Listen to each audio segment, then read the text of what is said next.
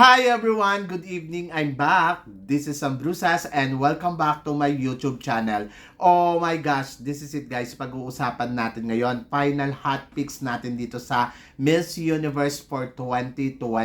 Sino-sino kaya sila? Yan ang tatalakayin natin ngayon. But before anything else, hello Philippines and hello beautiful people. Mabuhay! Kamusta kayong lahat? Sana lahat po kayo ay okay at safe ngayong araw na ito. At syempre sa lahat naman ng mga bago nating subscribers dyan, hello po sa inyo lahat. Maraming salamat guys sa pag-subscribe ninyo. Syempre dito sa channel ko at syempre sa lahat naman ng makamamasam dyan na laging sumusuporta dito. Araw-araw, lagi-lagi. Maraming salamat guys sa inyong lahat. Syempre, usapang Miss Universe tayo ngayon. Alam ko lahat kayo ay excited na dahil this is it guys. Ito na yung final moment natin dito sa Miss Universe.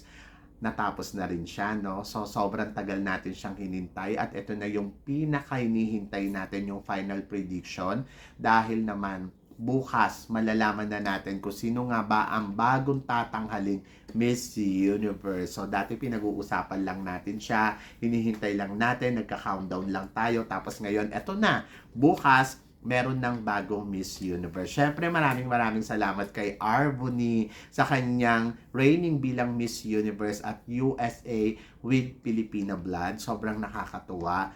So, na-excite ako dahil alam naman natin bukas ang Miss Universe ay talaga namang ito yung pinaka-hinihintay nating competition. Pero guys, ano nga ba talaga ang mararating ng pambato natin dito sa competition ng Miss Universe?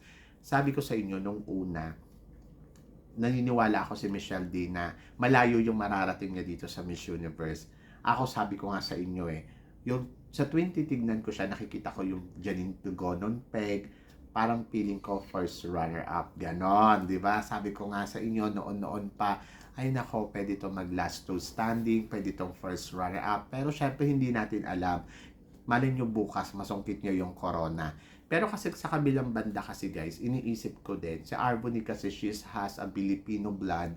So, willing ba ang Miss Universe na i-continue ang pagkakapanalo ng isang blood Pilipina talaga dito sa Miss Universe? Kumbaga para bang hindi ba to makaka-apekto dahil si Harmony, she's a Pilipina, meron siyang blood na Pilipina, pero USA yung dala-dala niya.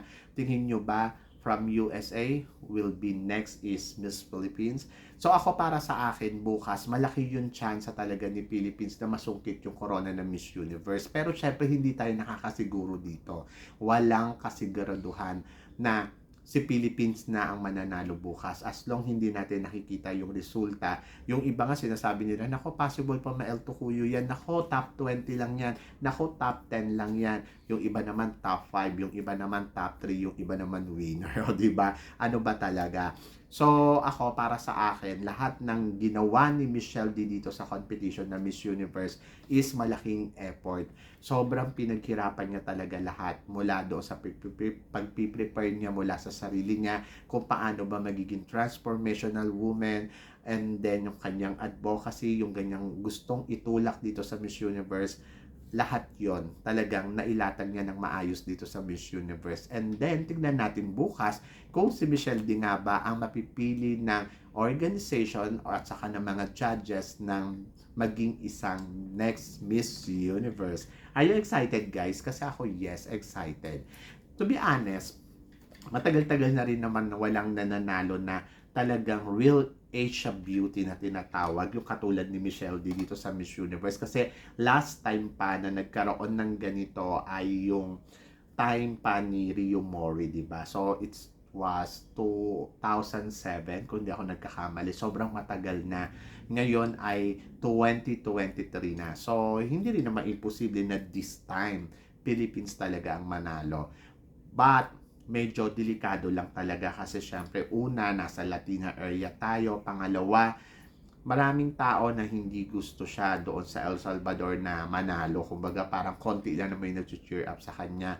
But sabi nga ni Michelle D, konti man ang sumisigaw sa kanya doon sa El Salvador, pero naniniwala siya na tayo mga Pilipino, yung bayanihan natin talagang kitang-kita naman. At totoo naman yun, kita niya talaga yung bayanihan natin lahat dito sa competition ng Miss Universe. At kahit ako, yun din yung nakita ko. Kaya proud ako na Pilipino ako at proud ako na bumoto ako, proud ako na maka-Michelle D ako, proud ako na sumusuporta ako kay Miss Philippines, di ba? So, isa sa mga contender din na possible talaga, ito talaga, hindi rin imposible makuha niya ang kauna-unahang corona, Thailand. Kasi si Thailand kasi, sabihin na natin yung performance niya, maaari yung iba hindi gusto, lalo ng mga Pilipino, pero aminin man natin o hindi, si Thailand talaga ay isa sa mga possible din talaga manalo bukas ng Miss Universe.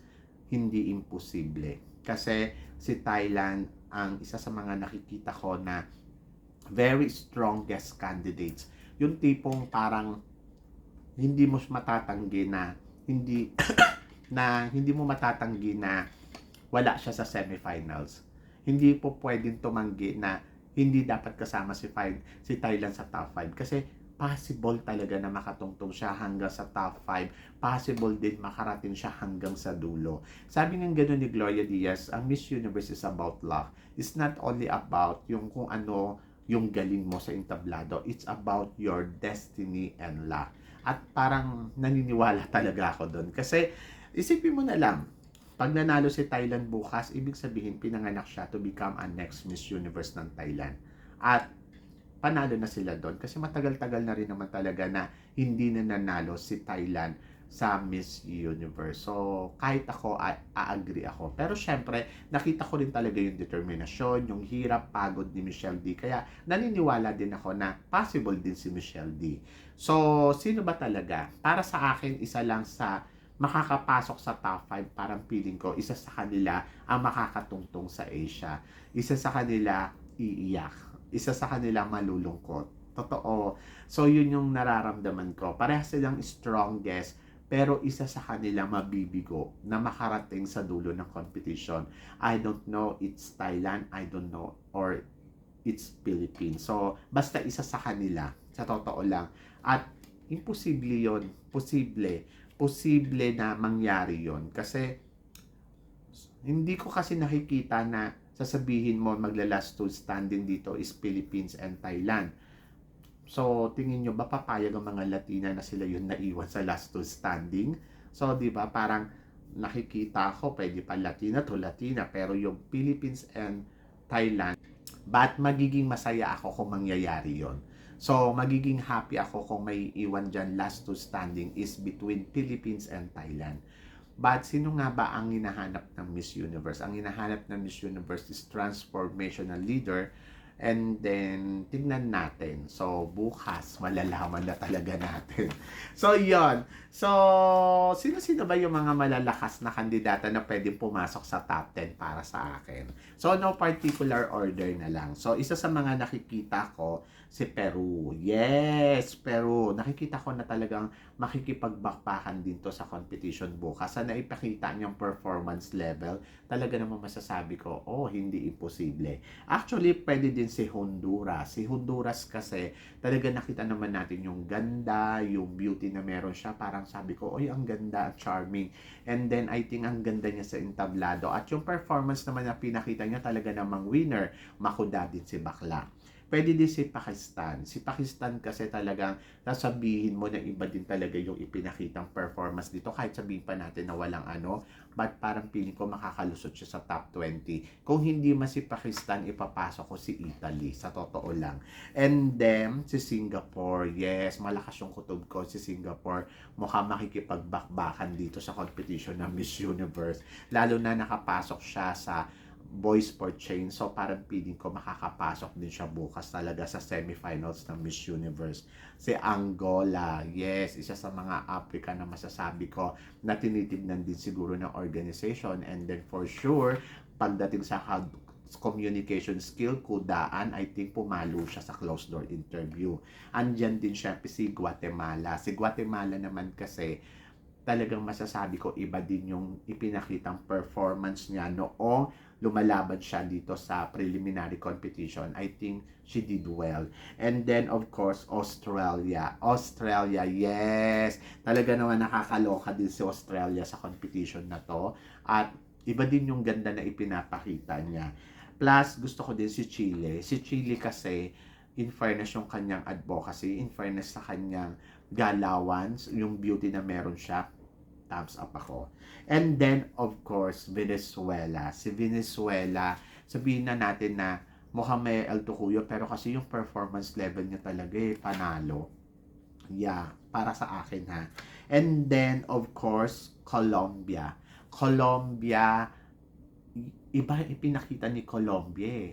Sobrang talagang perfect din yung katawan. Talagang sabi ko, oh my God, ang sexy kahit may anak na, di ba? Tapos parang hindi ko naramdaman na may anak siya. Hindi ko naramdaman na sobrang yung ano niya, yung tawag dito, yung eksena niya ay talagang masasabi mo na wala lang, lumebel talaga siya as a Miss Colombia candidate. Sa mga napadala nila noon pa, eto din si Colombiang to, talagang masasabi ko, she's one of the strongest. And then Mexico, oh my God, si Mexico kasi, sobrang, sabihin na natin ha, ang ganda talaga ni Mexico. Yung ganda talaga na masasabi mong hindi mo matatawaran.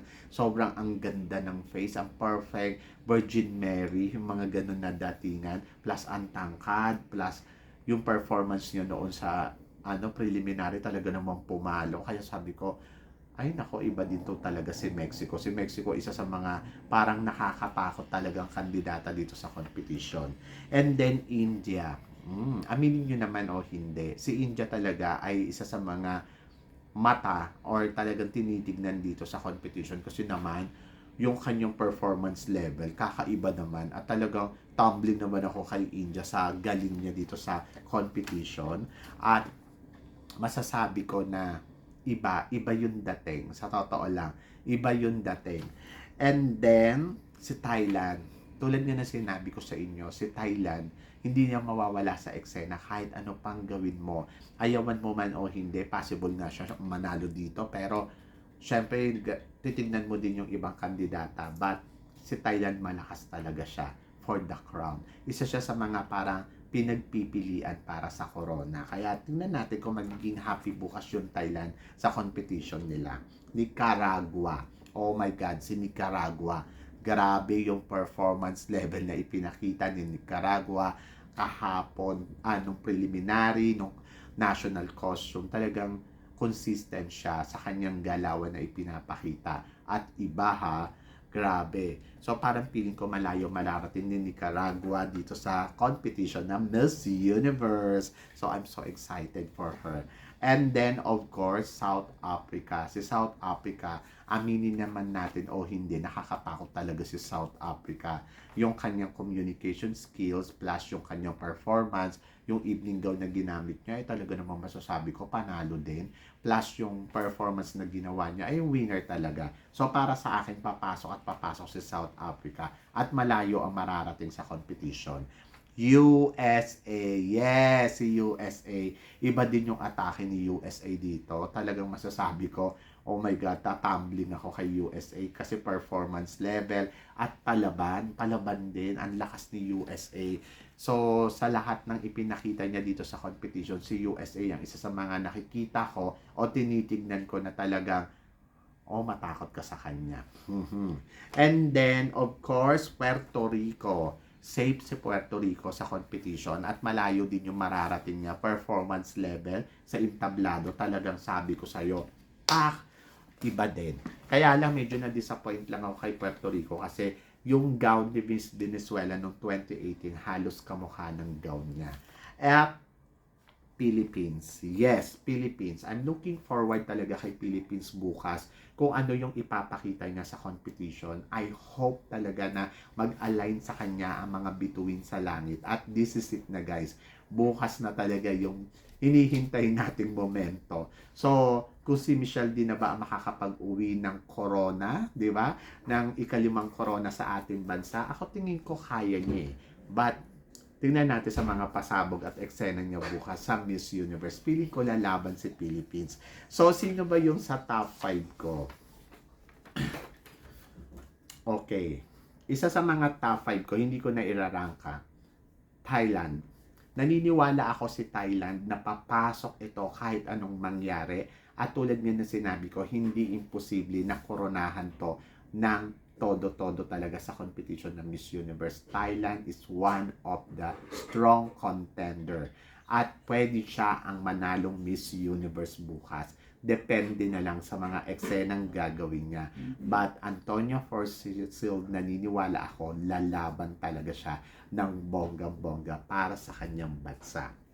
Next is Mexico. Si Mexico kasi, kung beauty ang pag-uusapan nandoon, pero nakikita ko kay Mexico kasi medyo parang nakukulangan lang ako sa performance level. Pero tingnan natin bukas. Next is Puerto Rico. Puerto Rico, alam naman natin si Puerto Rico na sobrang serious dito sa competition at nakikita ko na makikipagsabayan talaga siya sa laban na to. Actually, gusto ko din ipasok dito si Nicaragua. Kaya lang kasi, sa top 5 kasi kung magkakaroon ng Q&A, parang feeling ko kasi performance, kakabugin ni Nicaragua si South Africa. Kaya pasok sa akin si Nicaragua. Si Nicaragua kasi parang feeling ko talagang mangangabog to ng todo-todo bukas. Nakita naman natin yung performance niya, kaya niya mag-on the top. Kaya lang, magkakatalo-talo lang dito talaga sa Q&A. Yes. So, kaya niya Nicaragua. And then, Philippines. Naniniwala ako kaya ni Philippines tumungtong sa top 5 bukas ng Miss Universe. At naniniwala ako sa performance na ipapakita niya, papalo to ng bonggang-bongga. So, my top 5 is Philippines, Thailand, Puerto Rico, Mexico, and Nicaragua. So, sila yung nakikita ko na very strongest. So, sino ba ang magla-last to standing o sino ba yung top 3 ko? I think, sa top 3, I think Mexico, Philippines, and Thailand. Sino ang magla-last to standing ko? I think Mexico and Philippines. And sino ang mananalong Miss Universe? I think Philippines. So, yan. So, good luck sa atin. Diyos ko, nakakakaba, diba? So, sino ang pwedeng ma-El Tocuyo sa akin? I think Dominican Republic at saka si France. Sila yung nakikita ko na pwedeng ma-El Tocuyo. But, guys, always remind you, this is my hot pick. Hindi ko sinasabi na sila na ang mananalo. Ito lang yung nakita ko na strongest talaga dito sa competition. But, let's see, sabi ko nga, the game is game. So, kahit sino, and then expect the unexpected. So, kasi hindi natin alam, di ba? So, yun guys. Guys, basta magtiwala lang tayo sa pambato natin. Magtiwala tayo kay Philippines, and then I think Philippines, she will get the crown. And then, maybe she's a winner, di ba? So, ipaubayan na lang natin sa Diyos. Pero kung sino man ang tatanghaling bagong Miss Universe, magiging happy ako para sa kanya. So, yan. So, guys, kayo guys, ano guys ang masasabi ninyo dito sa mga pinag-uusapan natin? Tingin ba ninyo, kaya nga ba talaga ni Philippines may uuwi ang corona ng Miss Universe? So, please comment below para at least malaman ko naman kung ano ang chika mo dito sa mga tinatalakay natin. So, yun guys. Guys, maraming salamat po, syempre, sa inyong lahat sa walang sawang suporta na binibigay ninyo dito sa channel ko. At sa mga hindi pa po nakaka-subscribe dyan, please don't forget to click like and subscribe my channel. At i-click nyo na rin po yung notification bell para lagi kayong updated syempre sa aking mga chika. Sabi nga ganun guys, always keep smiling and always think positive. Walang imposible sa itaas, manalig lang tayo sa kanya. Kaya guys, hanggang dito na lang, hanggang sa muli nating chikahan! See you tomorrow. Thank you guys.